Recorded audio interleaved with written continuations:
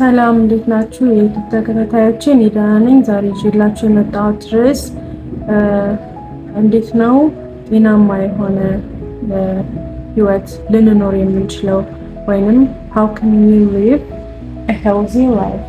so ይህንን ነገር ታውቁታላችሁ አይደለ? ይህ ነገር ኩል ነው።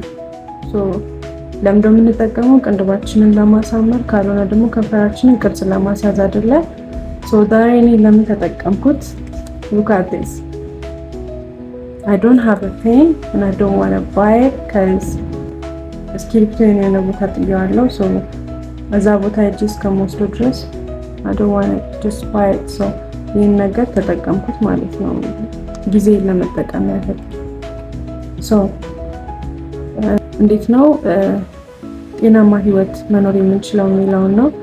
ጤናማ ህይወት መኖር የምንችልባቸውን ዘዴዎች ወደ 7 መንገዶችን ጠቅሻለሁ። እነዛን ኤክስፕሬስ አደርግላችኋለሁ ማለት ነው። የመጀመሪያው ምንድነው? we should eat well. what does it mean by eating well? ማለት ጤናማ የሆነ ወይንም ሶስቱንም የምግብ አይነቶች ወይንም ሶስቱን የምግብ አይነቶችን ኢንክሉድ የሚያደርግ አመጋገብ ሊኖረን ይገባል። ከአትክልትም፣ ከፍራፍሬም፣ ከወተት ምርቶች፣ ስጋ፣ እንቁላል፣ ሳምቲንግ ኤቭሪቲንግ ብቻ የቀን ውሏችን ስር የምንመገባቸው ምግቦች ጤናማ መሆን አለባቸው። ይህኛው ራሱ አንድ ኢፌክት ነው ማለት ነው ሄልዚ ላይፍ እንዲኖረን። ሌላው ምንድነው? we should stay active. what does it mean by we should stay active? ያ ማለት አክቲቪቲ ሊኖረን ይገባል። አንድ ቦታ ሴትል አድርገን መቆየት የለብንም። አክቲቭ መሆን አለብን፣ መንቀሳቀስ አለብን፣ ዋክ ማድረግ አለብን፣ ስትሬች ማድረግ አለብን። we should do an exercise, different kind of exercise. እነዚህን ማድረግ አለብን so that we can stay healthy. ኤክሰርሳይዝ ለምንድነው የሚጠቅመን? የኮሌስትሮል ክምችት በሰውነታችን ውስጥ እንዳይኖር ያግዘናል ማለት ነው። at that time we can stay healthy. the other is we should get enough sleep. ማለትም በቂ የሆነ እንቅልፍ ልናገኝ ይገባል። በቂ እንቅልፍ የማናገኝ ከሆነ ሳይንሱ ምንድነው የሚለን? ጭንቅላታችን ራሱን መልሶ መብላት ይጀምራል። ያ ማለት ትክክል ያልሆነ ነገር ነው። የሰው ልጅ ረፍት ያስፈልገዋል።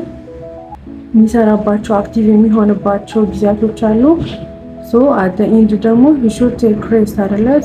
ሬስት የምናደርግበት ወይ ደግሞ አንደኛው ምንድነው? እንቅልፍ በመተኛት ነው። እንቅልፍ ደግሞ ለአእምሮ ጤና ትልቁን ቦታ ይዛል ማለት ነው።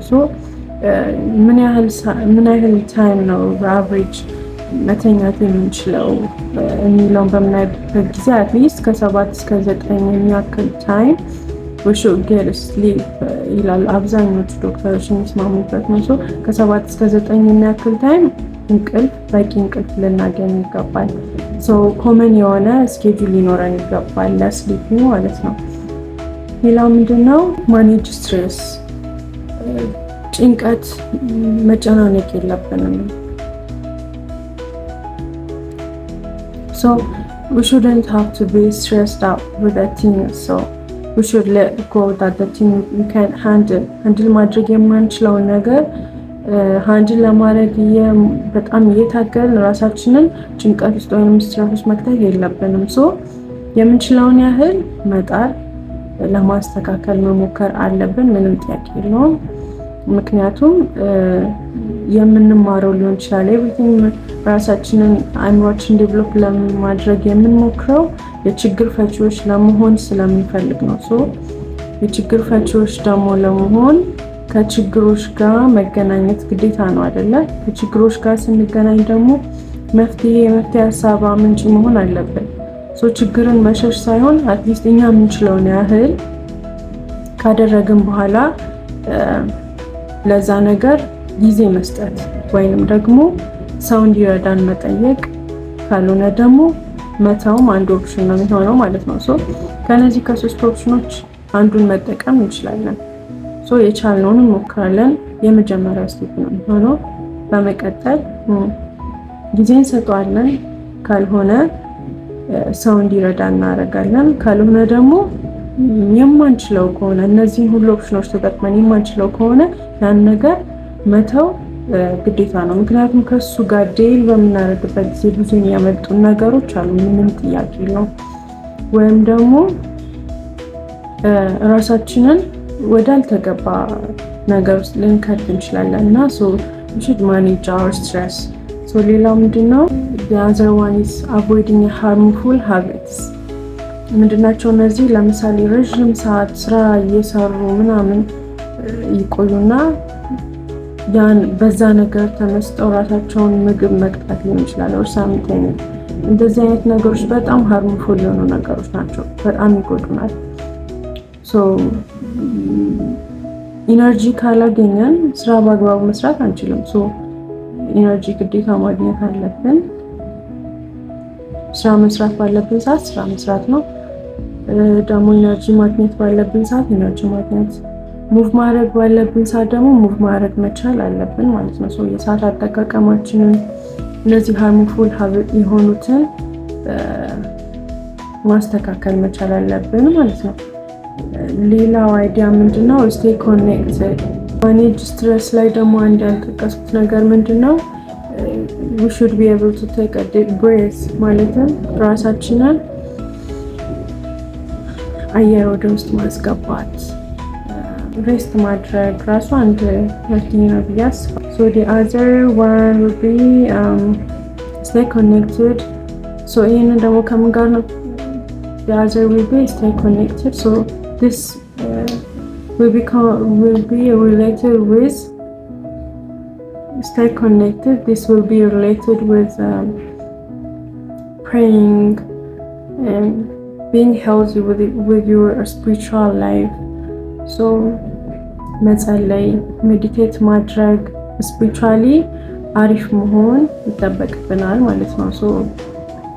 የሰው ልጅ በአንድ ወይ ብቻ ሜንታሊ ብቻ አይደለም ሄልዚ ሊሆን የሚገባው፣ ሜንታሊ ፊዚካሊ ኤንድ ስፒሪቹዋሊ ኦልሶ we should be healthy።